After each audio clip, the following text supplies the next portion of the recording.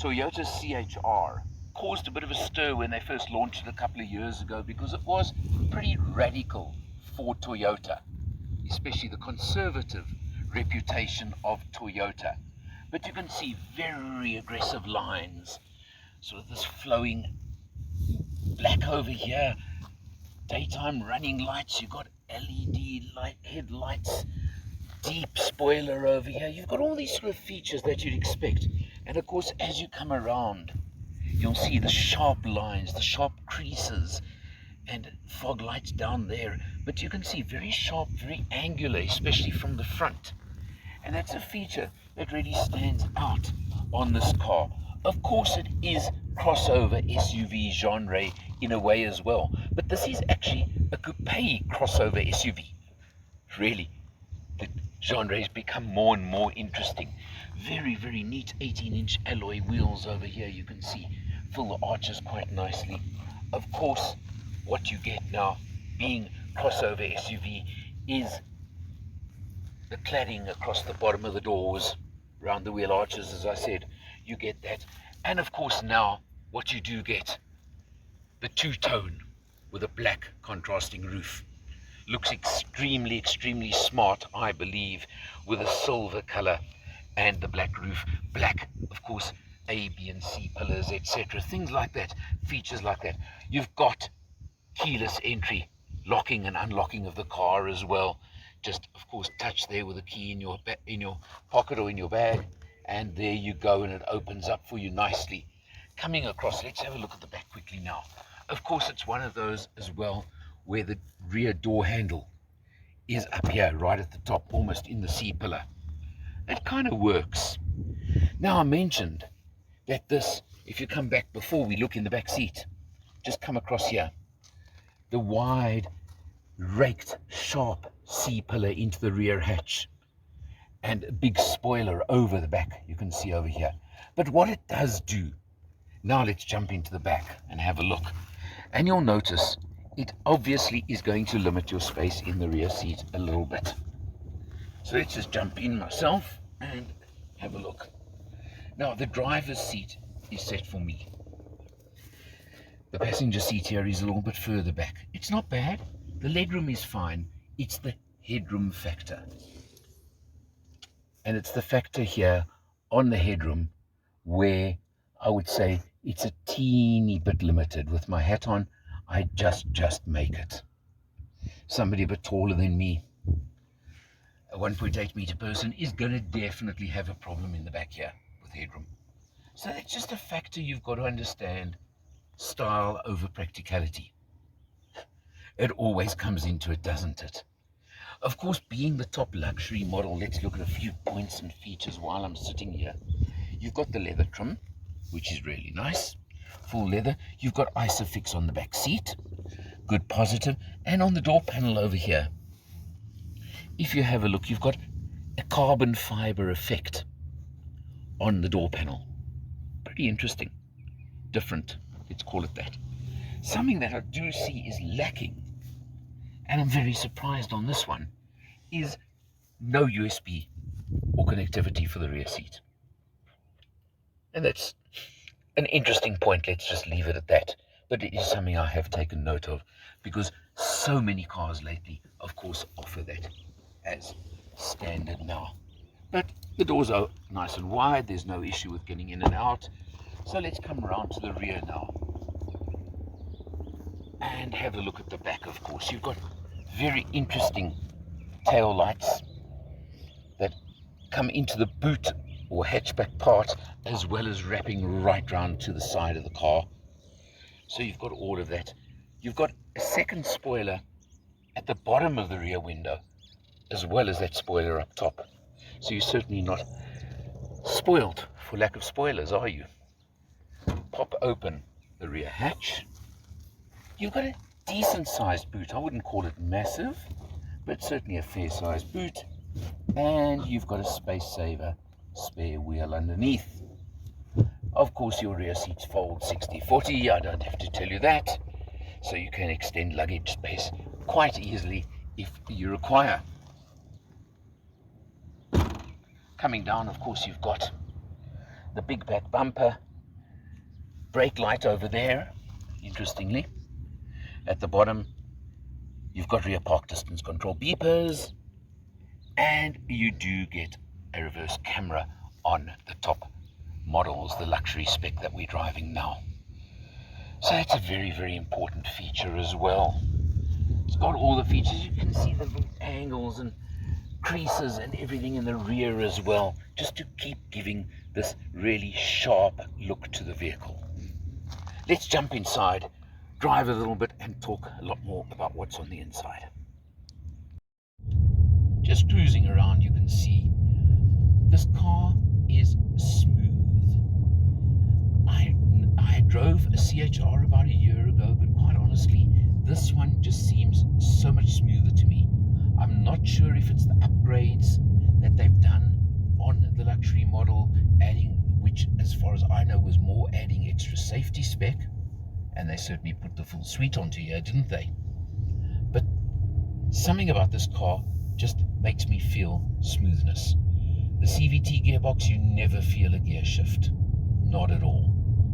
The 85 kilowatt, 185 Newton meter engine feels like it's got a lot more power than that even, and it certainly handles it well. The handling of the car, it's nimble, it's light, it's easy, it's everything you want, and it just, you can feel, it just cruises so nice. It's not the best piece of road we're not on a freeway, but yet it just feels so smooth and comfortable, and I think that's what really, really counts in my book.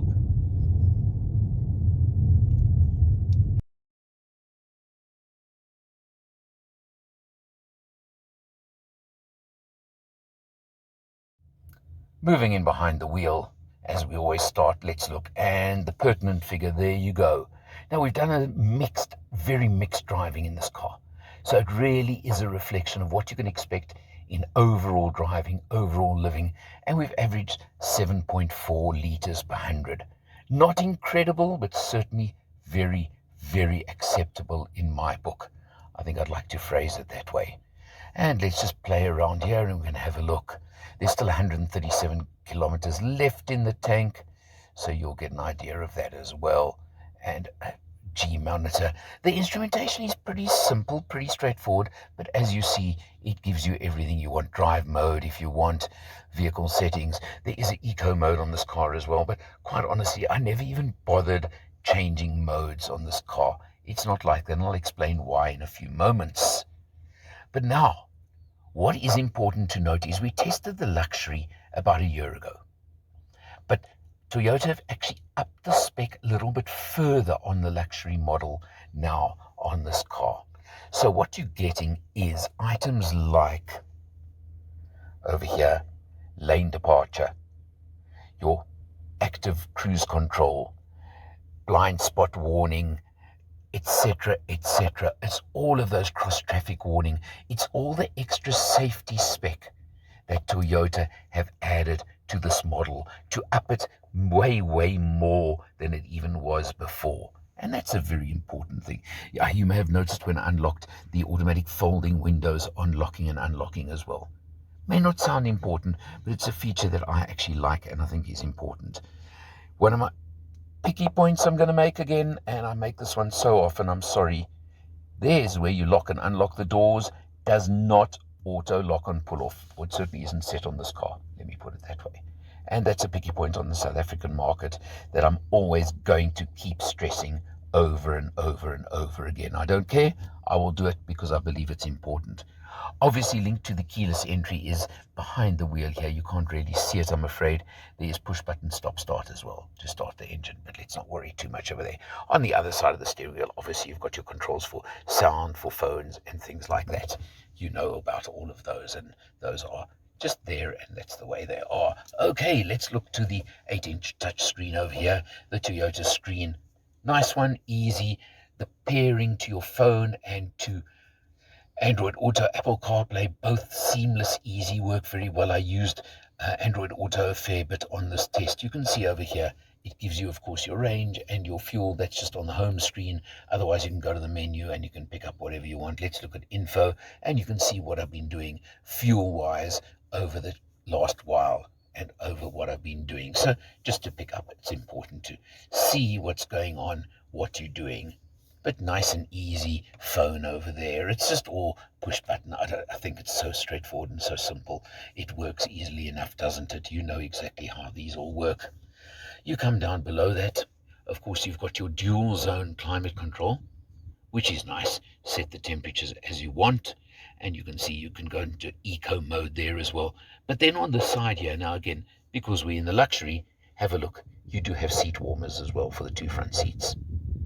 So cold winter mornings, you've got your butt warmers if you want them. Let's look at the dash, of course, again, because it's the luxury. You've actually got the very soft touch leather effect on your dash, and you've got the piano black you can see around the climate control and across the dash and down, of course, to the center console. Here is all this, as they call it, the very shiny piano black. Neat, looks good. Your gear shift over here, let's talk that quickly. It's a CVT automatic gearbox, but quite honestly, Toyota have got this one down pat. I have no problem, no issues whatsoever with this CVT that Toyota are using in their Corollas, the CHR, and all those cars that they're using it in. It's great, it's nice. Interesting, you've got a cup holder up front and a cup holder back here. But now, one other thing that I found with this car. You have got down here, and I hope the camera can pick it up, a USB up front here, which works very nicely, obviously for connectivity, etc. But now, I've just got the cover of my phone. Have a look here. There's something. There's a space there. My phone doesn't quite fit. There's a place here, but it's not a solid place to hold the phone. So I found I was actually just putting my phone in the cup holder. No problem, no issue with it, but of course it does mean you're using a cup holder. Just up to you. Something that I did find on this car. I've shown you the gear shift. Of course, you've got the electronic parking brake over there. You've got a hill hold. And of course, you've got the hooligan switch if you really wanted to switch out your DSC system over there. But again, why would you want to? Quite honestly. And you've got a nice little armrest and compartment here, which has a 12-volt socket over there for you in the center, but not another USB. But still, the USB there should be sufficient. So I don't think there's any complaint over there. So, of course, what I haven't told you yet is what engine we got under the hood over here, have I? It is the familiar, it's been around for a while now, 1.2 litre 4-cylinder turbo petrol engine. Puts out 85 kilowatts, 185 Newton meters. More than adequate, and quite honestly, I have often felt that in this particular car, it feels like there's even more power than that. And yet also to add to that, and you'll have seen when we were cruising around a little bit with this car, this particular car, or they've done something on the new model, I just found this one way smoother than my previous experiences even. And I never had a problem with this engine before. But this particular test car, I have to put it that way, I just found exceptionally smooth. No, I didn't race in it, I didn't push it, I didn't do any of those things, but for cruising around, cruising on the freeway at the speed limit, I found it exceptionally smooth, comfortable, and quiet. And that to me was a very big bonus point on this car. So, let's summarize quickly. I've mentioned the fact that it's a crossover SUV coupe. You're slightly compromised in the rear, but you get your style and your looks in return for that. Competitor-wise, I'll mention two very quickly that I can think of, would be the Hyundai Kona and the Mazda CX-3. They fall into the exact same category as this one, and price-wise, they're really in the same ballpark as well, so they are head-to-head with each other. For the luxury version as it is right now, with the extra upgrades that they put onto it, with all that safety spec I mentioned earlier, you're looking at 514,000 Rand right now for this car. You can get into CHRs, same engine, same gearbox, for a lot less money, but you do get a lot less spec as well. So obviously that would be a choice you make. And of course you get Toyota's 6-service, 90,000 kilometer service plan with this car as well. That's the way Toyota do it. it's a Toyota. That, of course, is the big selling point before you even go anywhere else. So it really is a choice you can make. But I've got to tell you that if you don't need the extra space in the rear, to me, this is a Toyota that really has the extra bit of flash and style. Choice is always yours. Check it out. For Motor Matters, I'm Eleanor. I'll see you next time.